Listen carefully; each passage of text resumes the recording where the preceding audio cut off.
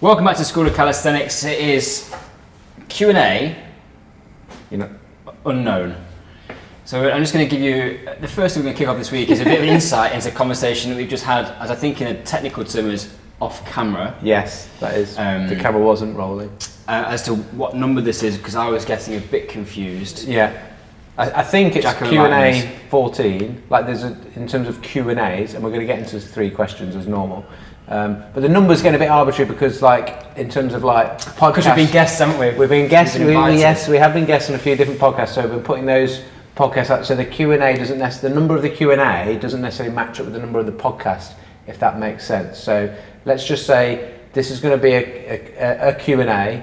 And the first question is going to be about using calisthenics for hypertrophy, and that's like the main theme of it. Then we're going to get stuck into a couple of people's. I've got 2 really good questions for you, Tim. You don't even know what those are yet, do you? I don't. I like it when we do these. I don't even know what we're talking about hypertrophy. Well, so the first question is a question from me. You've not. Oh no, so yeah. For those that are watching on YouTube. I know, but I thought that we weren't after you didn't do my after 8 thing on Christmas Day because it wasn't very good for the people listening without the visual. But now you want to do a visual thing because it's on you. Yeah, but it was also going to make me look like.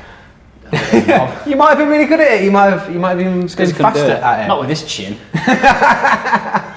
Got a long way to go on his face. We've got some kit on. Yes, you might notice I'm sporting the t-shirt. Yeah, some of you have got. I've got the long sleeve outerwear. Tim's mid layer. Teasing you whether that. Well, as we record this now, this is coach only kit. It's not yet on the website, but when this goes out, it could be on the website. I can't predict the future. But at the moment, it's coach only kit. So if that's the case, you can't find it. It will be coming. You might even get this one because Tim's left the label on. I was going to say that. You might think I've got the label on, so I'm trying to show you it's authentic, but it's actually because I'm just going to try and sell it. I think people will pay a premium to have a top that smells of Tim. Is that true? Anyway, comment below. No, don't. Right. Let's get into Let's get into these questions. That sounds like the intro thing, doesn't it? Right, we've already done that. So the first question is from the question master himself. Those that don't know if anyone's forgot about that than me.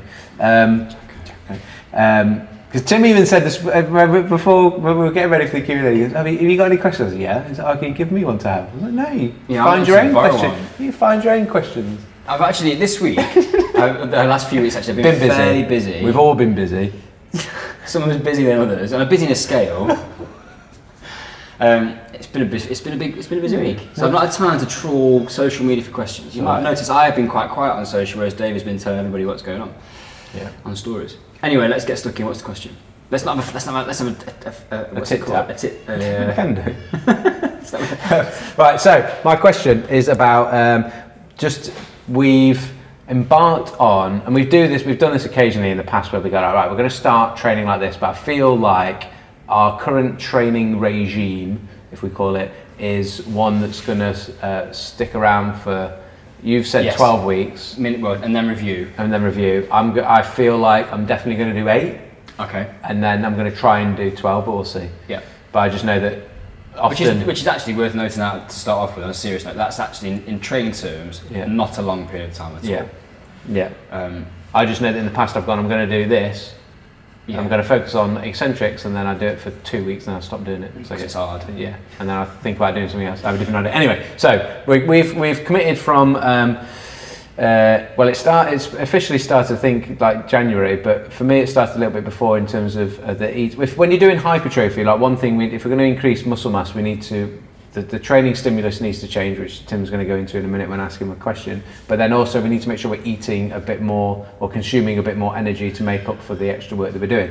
That is the phase that we've gone into. I mentioned that before. So we started the new year, and for a number of different reasons, the backstory we probably touched on before, but just feeling like we wanted to try and play around with a bit of a different training stimulus for a number of different reasons. One, for me, I've lost quite a bit. Relative, isn't it? From my perspective, you lost half a kilo. Probably about 1.5 kilos maybe over the last couple of years for a number of different reasons. So I wanted to just kind of play around with a little bit of trying to put a little bit more mass back on. Bigger muscles produce more force, so for movement and for gains going forward in terms of specific movements, that's going to be of benefit. And then also because we get a lot of questions of people saying, can you build muscle using calisthenics? And so we wanted to kind of you're going to do some and B. And we thought that we would put a little bit of case study together. So that's how we got to where we are now. Yes. And I know that myself, some of the progressions that I'm trying to work towards, that I'm just actually not strong enough. And I feel like I've done loads of maximal strength or applied strength training like in the past, and it's got to that point. I remember when we had a conversation with Ross around, Edgley around, he went, so there's going to be a point when you do enough maximal strength stuff that neurally you're using every single muscle fibre that's in that muscle. For you to get stronger, you need to actually make that muscle a little bit bigger. So that's where we're going. And we mentioned it in the Christmas special, that I was going to start. I was true to my word. That was filmed before the Christmas special, before actual Christmas Day, and I've been relatively successful in increasing the amount of food I've been eating over the holiday period. See, the challenge in there is that what people need to be careful of is it's quite easy to increase food, but would you say that your training volume increased at a similar rate? It is now, yes. But delayed. So you've slightly. Yeah. Which is fair. I did a few push-ups in my bedroom.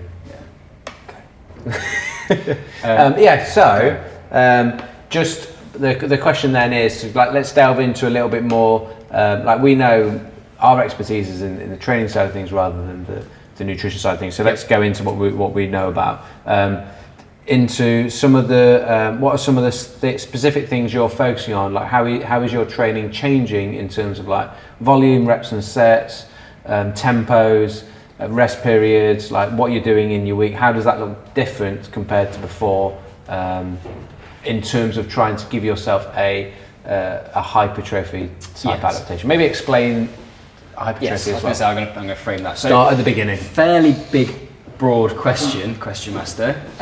So pleasure. Get comfortable. Let's talk about hypertrophy. So essentially what we're trying to do is increase muscle size and mass.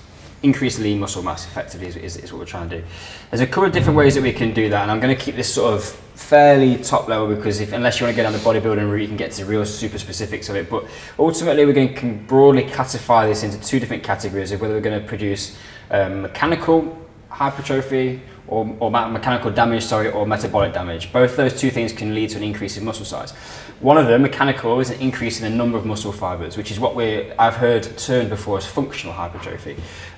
So we're creating damage to the muscle, and then we're getting more myofibrils within the muscle fibers, which therefore means that the muscle size increases, and go back to your point before, therefore can produce more force because there's more contractile elements. Yep. The metabolic hypertrophy is more like a pump, so it's more like just filling the muscle with plasma, and you're not necessarily getting significantly stronger doing that in comparison, but it does make the muscle bigger, and that's why people that do a lot of that kind of work, it's quite possible to get big and weak doing that sort of stuff, because you're not actually increasing force production capacity. So in calisthenics, strength to weight ratio being key, we're going for that mechanical, increase the number of muscle fibers, so that when we try to get them going, then we're actually able to produce more force. Yeah, exactly. So within that, we need to change the variables a little bit. So the big thing around hypertrophy, which most people probably don't get right, is volume. So where we've been focused on a specific movement before, like Jacob mentioned, if we were doing some more like applied or capacity strength, more applied strength work, which for us often falls into sort of max strength type variables, 1 to 5 reps doing stuff which is hard, that's very much a neurostimulus. When we're doing hypertrophy training, what we're looking for is a more cellular stimulus, and we're going to aim to do sort of rep ranges are going to be more like 6 to 10s for our mechanical hypertrophy, and then the metabolic stuff is going to happen if we're starting to work towards 10s, 12s, 20s, roughly broadly, like there's no magic numbers in there, but roughly broadly the 7's a magic number. 7's a magic number because no one trains 7, 9, like 8 and 10 acceptable. I'd never do 9, only if I just was trying to do 10 but couldn't do the last rep. Yeah. But I might choose 7 because I feel sorry for him. And it's a bit of a halfway. No, 7's lucky though, right? Goes, what are you doing today? It's 3 sets of 9. Although, what about 21s? That's 3 7s, isn't it? Let's not even touch on 3-1. Let's not even touch on 21s. Okay. That's like voodoo. Okay. Something special happens at 21. The long way around to how my training has changed is I've now started to take a bit of a strategy on where I'm going to incorporate some of those variables into the same session. So rather than having a pump day and a mechanical day, I'm starting my session with something difficult. So my mechanical hypertrophy, we can do some damage to the muscle, which is going to increase hypertrophy by keeping or creating more damage by creating more time under tension. So for example, my pull-ups, I'll be doing something hard at the beginning of a session, and it might be that I'm going for 8 reps and I'm going to go a 4-second eccentric, and I'm going to try and increase that time under tension. If you go back to some of the research on hypertrophy, we're looking possibly with using that sort of method to accumulate between sort of 40 and 70 seconds of time under tension per set. Try and do 40 seconds of time under tension on pull-ups is difficult, and that's probably the biggest learning so far from me, that I put a set of 8 together with these tempos and it absolutely whacks me. Whereas before, that normal set would have been fairly comfortable in the pocket. So that's changed, and then the session is then just building from there to try and get some more volume. So I'm using supersets. So I might be picking something like dips and then going into something like a push-up, repping out some stuff in there, and then the pump. The metabolic side of things are just getting more volume in. I've put some clusters in, so 4 reps, 10 sets, and then only 10 seconds in between. I'm picking fairly challenging exercises within that, and it's the focus being still within that metabolic. You can't just kind of like go, well, it's 40 reps, I'm just going to bounce these out like easy push-ups. Still trying to control the tempo, because the king thing that we can do within that is create more stress in the muscle. And it's probably worth noting that we can get scientific about what the adaptation is, but for those of us that are not serious competitive bodybuilders, if you did one thing and were just a bit more mindful of your tempo, whether it's mechanical or metabolic, a rough separation within a session of going, actually, I'm going to do more like high load stuff and more high intensity and then more high volume, that's going to give you a decent separation out. I think the one thing just to note on that some of those reps around the functional hypertrophy, the mechanical hypertrophy, is that you want to be working around 75-80% 1RM with the same tempo. So doing 40 seconds time under tensions or 4-second reps with 80% of your 1RM is not easy. Like, I've done this before with weights. I did it a few years back with squats, and I actually found I wasn't strong enough to keep working at that tempo with that intensity. It's tough if you have your true 1RM. And then just picking up on that tempo, because we had a funny conversation after one of the sessions that we did, where I've been embarked on this, or joined you on this journey as well.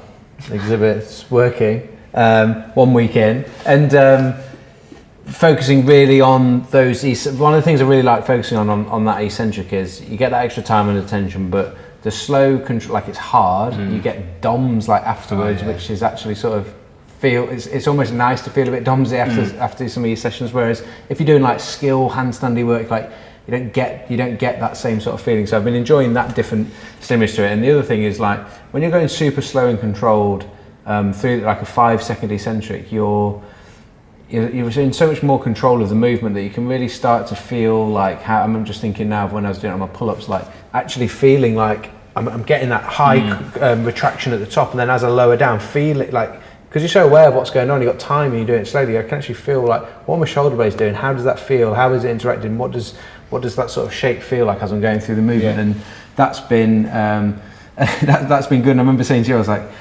crikey, I should have been controlling these eccentrics, like, because even what we talked about, even when you're doing like a 2-0-2, so 2 up and 2 down, like, which would be a fairly standard protocol for a strength endurance type program, which is what most people are kind of engaging. Is what we sort of should be doing. And 2 seconds down is literally like 1,000, 2,000. Like we never do, like when we're training like normally, let's say, like it's sort of up down, and it's probably half a second down and half a second up, and actually just slowing everything down just a little bit.